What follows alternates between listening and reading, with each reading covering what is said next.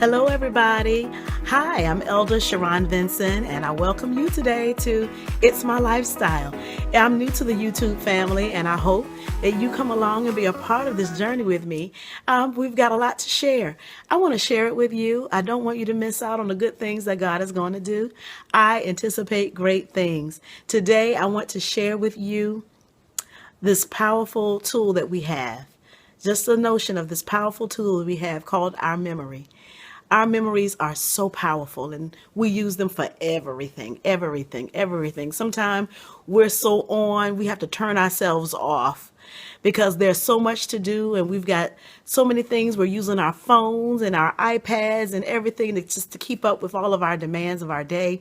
But I promise you, one of the things that I don't think we use to our advantage is our memory. God has done so many great things for us, and I'm just really encouraged by everything that He's done in my life. And I just want you to just be encouraged as well. Sometimes you don't have someone encouraging you or patting you on the back or saying something nice and encouraging to you. And sometimes it's just not that way, but encourage yourself, the scripture says. Encourage yourself in the Lord. Use your testimony and go back through the years and remember the great things God has done. You know, He has done great things, the scripture says. And we're glad about it. I'm just thinking about it. One of the characters in the Bible, I think, that is probably one of the most relatable is David. David had to do the same thing when Goliath was ranting and raving and tormenting the people. He wanted to fight somebody. He wanted to prove who he was. David stood up and said, "Hey, I'll fight him. If nobody else will, I will. No problem." And they couldn't understand. You little runt. Who do you think you are? This man is 9 feet tall. He will pulverize you. Saul started, "Hey, man, take my armor. Put this on," trying to help him out, because he just saw David was going to get knocked out. But David knew who he was in the Lord.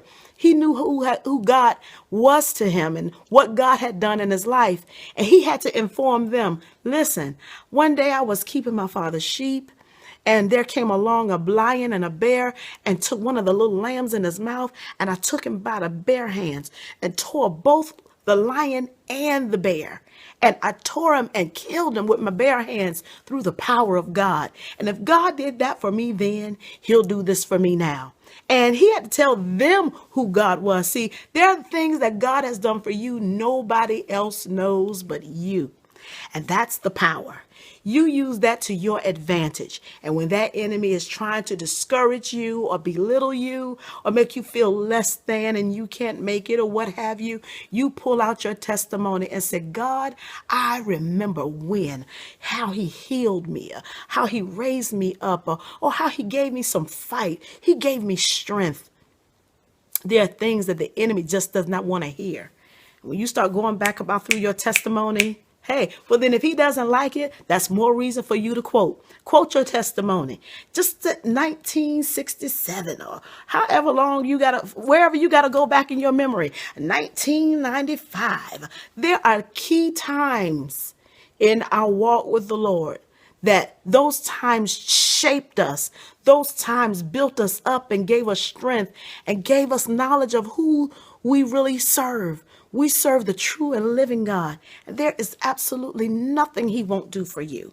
But one thing you've got to do is remember who He is. He said that He would be with you. He said He would take care of you. But one thing He did say, He said that in all your ways acknowledge Him. Remember what God has done. And when you remember, you cause your past to strengthen your present so that you can move on forward in your future.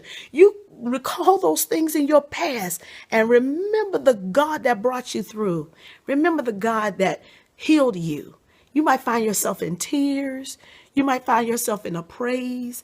You might find yourself in an uncontrollable praise because you just can't stop crying or you just can't stop thanking Him for the thing He's done for you. We owe Him everything.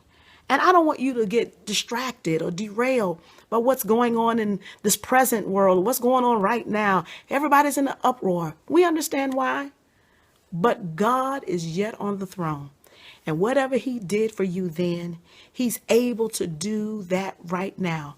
Now unto him who is able to do exceedingly abundantly above all that we can ask or think, according to the power that works in us. That's the God we serve. He's able. And if he did it once, he will do it again. Be encouraged today. Come on, go back in your memory. If you got to write it down, remind yourself of the goodness of the Lord. Don't let the enemy rewind some broken record in your mind about how woe is me and how down you are. And everything. Come on, you've got more going for you than that. And you use your memory to your advantage. It's a tool that you can whip that devil with. He hates to hear your testimony. That's more reason for you to tell it. That's more reason for you to recall. And instead of begging and whining and complaining like sometimes we probably can do in the ears of God, God, please do something, please. Just begin to say, God, I remember when you brought me out. And if you did that then, you'll do this now. And I just thank him for what he's going to do. He's not the God that forgets. He always remembers you. And he's always going to take care of you. Don't forget him. Remember the great things he's done. There's greater coming, and I don't want you to miss out on it. It's gonna be great. All right? Enjoy yourself today. Don't forget to subscribe. Tell somebody else about the channel. I'm looking forward to sharing this time with you. Until next time, you be blessed. Bye-bye.